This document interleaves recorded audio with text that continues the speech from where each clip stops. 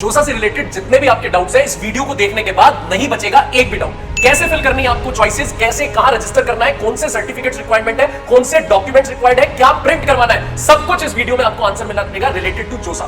3 जून को कितने बजे से जोसा फिल हो सकता है, क्या क्या हो सकता है, जोसा क्या है, कैसे सीट अलॉटमेंट होगी और क्या क्या चीजें कवर करता है, कौन से इंस्टीट्यूशन कवर करता है जोसा में, और आपको क्या फ्लो चार्ट फॉलो करना पड़ेगा जोसा के लिए, अभी आपको इसी वीडियो में सारा आंसर मिलेगा। पहले आप बैठ जाइए और जो जो चीज आपको बताई जा रही है उसे लिख लीजिए, वेबसाइट भी बताई जाएगी कहां से क्या क्या। चलिए बेसिक से जानते हैं जोसा क्या है और कहां तक जाता है। अगर आप बिगनर्स हैं, आपको कुछ नहीं पता, तो भी जीरो से लेकर एंड तक जोसा के बारे में सब कुछ पता करते हैं। रैम्बो सर, अगर कोई बच्चा बिल्कुल नया है और वो जोसा के बारे में जानना चाह रहा है, तो पहले प्लीज सर आप थोड़ा सा एनलाइटन करें कि जोसा है क्या।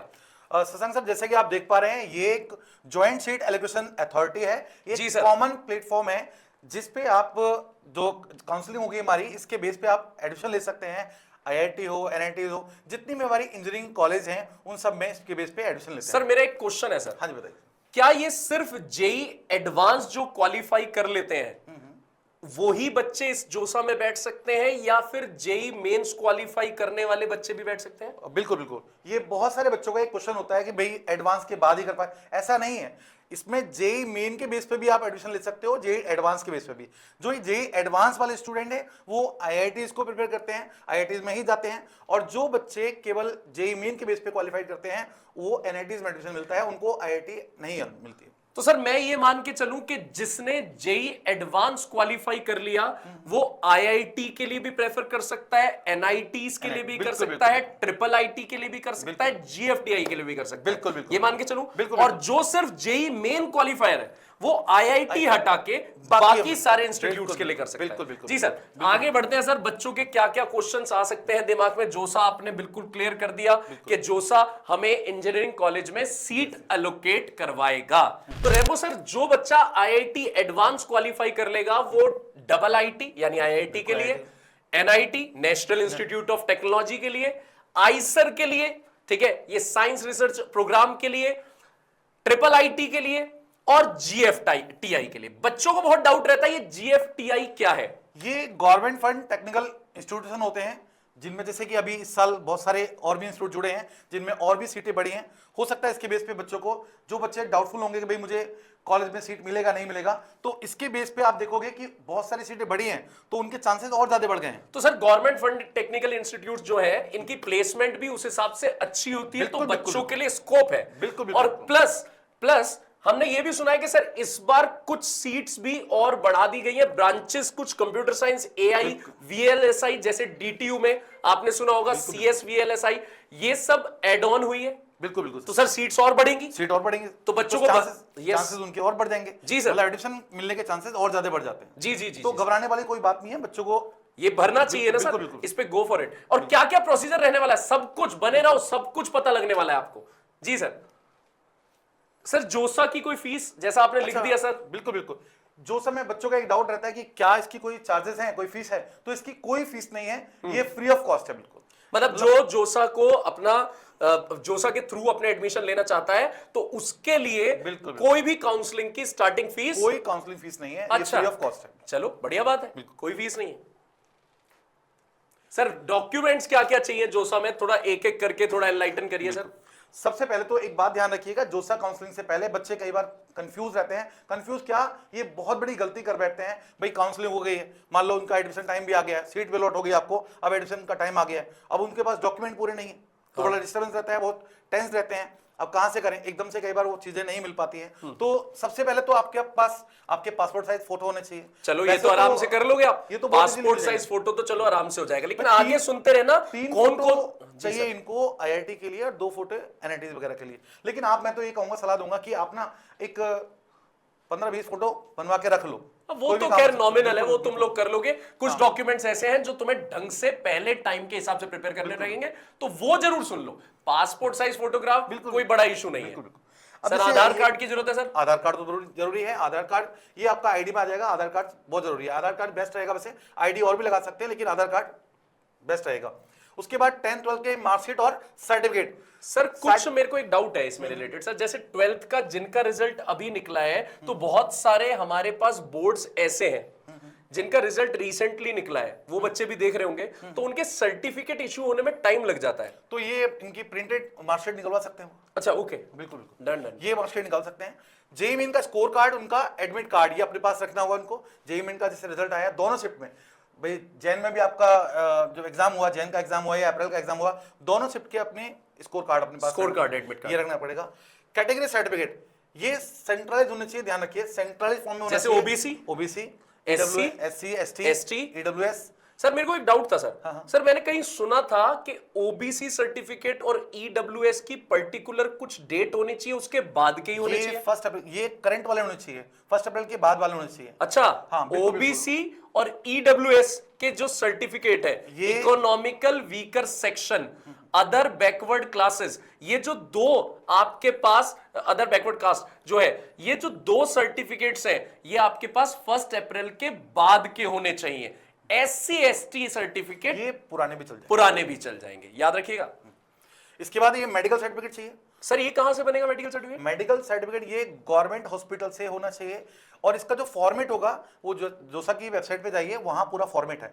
इसको एक गवर्नमेंट हॉस्पिटल में जो डॉक्टर होगा हमारा, उसके रजिस्ट्रेशन नंबर भी उस पर मेंशन होना चाहिए। मतलब ऑथेंटिकेशन पूरा गवर्नमेंट से ही होना चाहिए, with sign and with registration number. Medical certificate time से करवा लेना, ये टाइम से होना चाहिए, इस पे गड़बड़ मत करना। एक बहुत इंपॉर्टेंट बात जो ड्रॉपर वाले बच्चों के लिए जरूरी है, जिन्हें पता ही नहीं था कि सच में ड्रॉपर के लिए गैप सर्टिफिकेट भी रिक्वायर्ड होता है।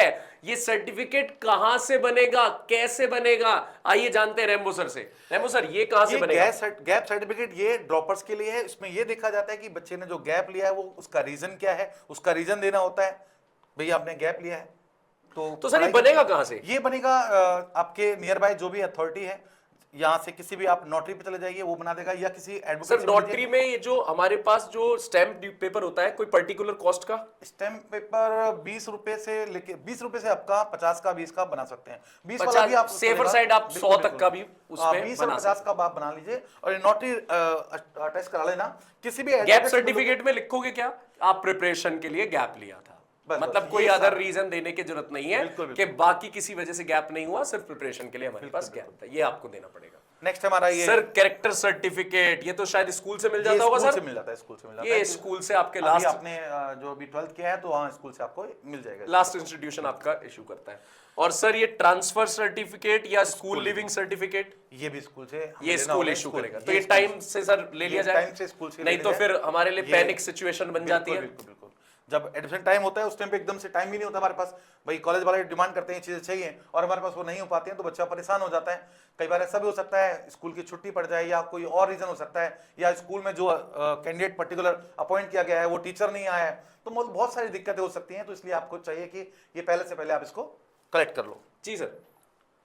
इसके बाद सर जोसा की जो हमारे पास प्रोसेस है वो कैसे कैसे चलेगी सर? सर पहले तो जोसा की वेबसाइट हम बता देंगे बच्चों को, बिल्कुल, उस पे जाके रजिस्ट्रेशन होगा। बिल्कुल बिल्कुल 3 जून को, 2 जून को रिजल्ट आ जाएगा एडवांस का, 3 जून को शाम से आई गेस 5 बजे 5 बजे के अराउंड स्टार्ट हो जाएंगे, रजिस्ट्रेशन स्टार्ट हो जाएगा। वेबसाइट बता देंगे, सारी डिटेल्स उसमें आती रहेगी। फिर आप उसमें चॉइस फिलिंग करेंगे। चॉइस फिलिंग मतलब आप अपना ऑर्डर भर देंगे कि कौन सा कॉलेज इंस्टीट्यूट आपको चाहिए, उसमें कौन सी आपको ब्रांच चाहिए। अपना ऑर्डर ऑफ फिलिंग आप भर देना, आपको बहुत हेल्प मिलेगी। अगर आप लास्ट ईयर की ऑनलाइन देख लेंगे कितनी रैंक पे कौन सा कॉलेज मिला है, अब की बार आपकी रैंक अगर ज्यादा होगी तब भी आपको वो कॉलेज मिलने के चांसेस और ज्यादा बढ़े हैं, क्योंकि इस बार बहुत सारी स्ट्रीम्स ऐड ऑन हो गई है, बहुत सारी ट्रेड्स और आ गई हैं उसमें। तो ध्यान रखिएगा कि आप अपनी चॉइस फिलिंग जो आपकी रैंक से ऊपर डिवाइड हो चुके हैं उन्हें भी भरना, उसके चांसेस इस बार खुलेंगे आपके, मार्क माय वर्ड्स, चांसेस खुलेंगे। और एक बात और जी सर कहना चाहूंगा, ये जो चॉइस फिलिंग कर रहे हैं ये बहुत इंपॉर्टेंट पार्ट होता है आपके। इसमें एक बात ध्यान रखनी होगी, इसको लॉक मत करिएगा, क्योंकि अगर एक बार आपने लॉक कर दिया तो उसको आप चेंज नहीं कर सकते हो। तो इसीलिए मैं ये कहूंगा, देखिए आपने चॉइस फिलिंग कर दी है, आप लॉक कर देते हैं तो आप एक तरह से बिल्कुल फ्रीज कर दिया, फ्रीज हो गया। और जबकि अगर आप लॉक नहीं करेंगे तो ऑटोमेटिकली लॉक हो जाएगा, लॉक अपने आप होगा। हाँ। तो इसलिए कोई जरूरत नहीं है, लेकिन आपके पास तब तक तो विंडो बनी रहेगी कि आप उसे स्विच कर सकते हो। ठीक है सर। उसके बाद एक मॉक सीट अलॉटमेंट होता है, जिससे आपकी 2 बार मॉक सीट अलॉटमेंट होता है, जिससे 9 को और 11 को है। इसमें क्या है, एक रफली आइडिया होता है, हम इसको कंफर्म सीट नहीं मान सकते, लेकिन हाँ एक ऐसा आइडिया लग जाता है कि भाई आपको ये सीटें मिल सकती हैं। मतलब आप ये कह सकते हैं कि फाइनल मैच से पहले प्रैक्टिस मैच है। बिल्कुल बिल्कुल, प्रैक्टिस मैच, जिससे आपको पूरा पिच का आइडिया हो जाता है। बिल्कुल।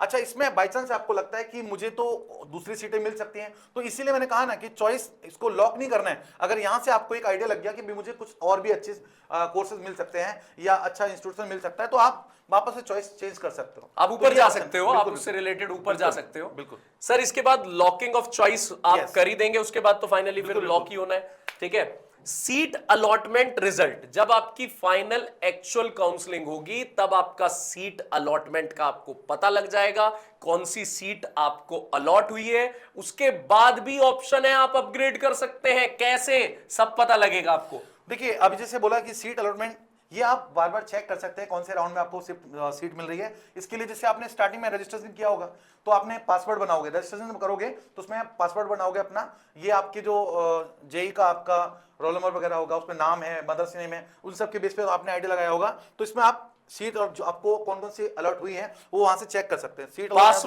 पासवर्ड सुना आपने? पासवर्ड ध्यान रखिएगा अपना पासवर्ड, जो आपका जब रजिस्ट्रेशन करोगे तो अपना एक पासवर्ड ऐसा जनरेट करना जिसको आप भूलो ना, लिख लेना, क्योंकि उसी के थ्रू आप चेक कर सकते हो कि कौन सी सीट अलॉट हुई है। और एक बार सीट अलॉट हो गई तो प्लीज उसी टाइम आप हार्ड कॉपी निकाल लो, प्रिंट लेटर निकाल लो उसका, सीट अलॉटमेंट को। आपके पास प्रूफ वही होगा तब तक के लिए जब तक डॉक्यूमेंटेशन होके आपको फाइनल स्टैम्प्ड न मिल जाए, ये याद रखिएगा सर। उसके बाद बच्चे को मैं तो कहूंगा फ्रीज करना बेकार है, फ्रीज सीट कोई फ्रीज नहीं करनी चाहिए। फ्रीज करने का मतलब है एक बार आपने फ्रीज कर दी, इसका मतलब आपके लिए वो सीट बिल्कुल कंफर्म है, आप उससे ऊपर ना जाना चाहते हैं, कुछ भी नहीं। अगर आप फाइनली आपको सबसे टॉप मिल गया, जैसे आप आईआईटी बॉम्बे आपने कर लिया, आपको कंप्यूटर साइंस चाहिए थी, आप खुश हो, आपको जाना ही वही था, तो फ्रीज करना ओके है। बट अगर आपको उतना नहीं मिला है और आप जाना ऊपर चाहते हो, तो आप फ्लोट और स्लाइड, ये ऑप्शन भी आपके पास है। अब फ्लोट और स्लाइड क्या क्या है सर, एक बार बताएं। फ्लोट का जो ऑप्शन है आपके पास, फ्लोट का ऑप्शन कहता है कि आपने एक बार कोई सीट अलॉट होगी आपको, आपके पास वो सीट तो है ही, अगर सेकंड राउंड में या थर्ड राउंड में आपको मिलता है कोई, आपको अदर इंस्टीट्यूट मिल जाता है और अच्छी कॉलेज के साथ साथ मतलब बेटर इंस्टीट्यूट और बेटर ब्रांच मिल जाती है, तो आप वहां भी स्विच कर सकते हैं। और अगर बाई चांस से आपको उससे बेटर नहीं मिला है ना कॉलेज मिला है, तो वो सीट तो आपको है ही।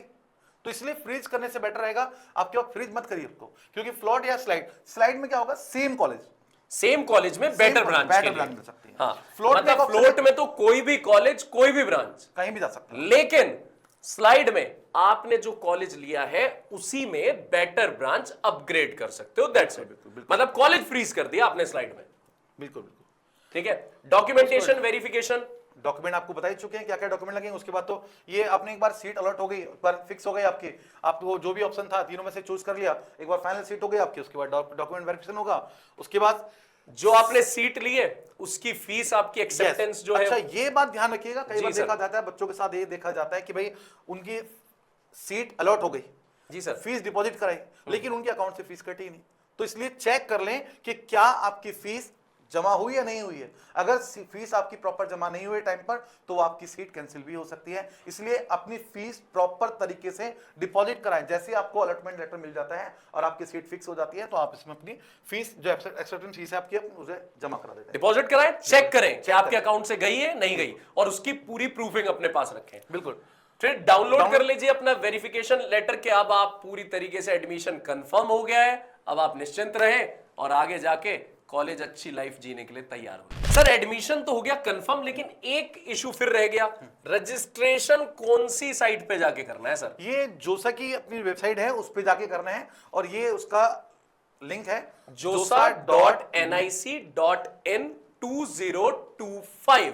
यहां पे जाइए और इस पूरे के पूरे आप वेबसाइट पे जाके रजिस्टर कर लीजिए। ये थी आपकी जोसा रिलेटेड पूरी इंफॉर्मेशन। एडमिशन रिलेटेड और भी इंफॉर्मेशन के लिए चैनल को सब्सक्राइब कर लें, और चैनल पे हमारी 2 सीरीज चल रही हैं। जेई 2026 फ्री ऑफ कॉस्ट पूरा पढ़ाया जा रहा है, और नीट 2026 के लिए फ्री ऑफ कॉस्ट पूरा पढ़ाया जा रहा है। अपने जूनियर्स को सजेस्ट करें। तब तक के लिए साइनिंग ऑफ, मैं शशांक शर्मा, मैं आपका अपना रेम्बो सर।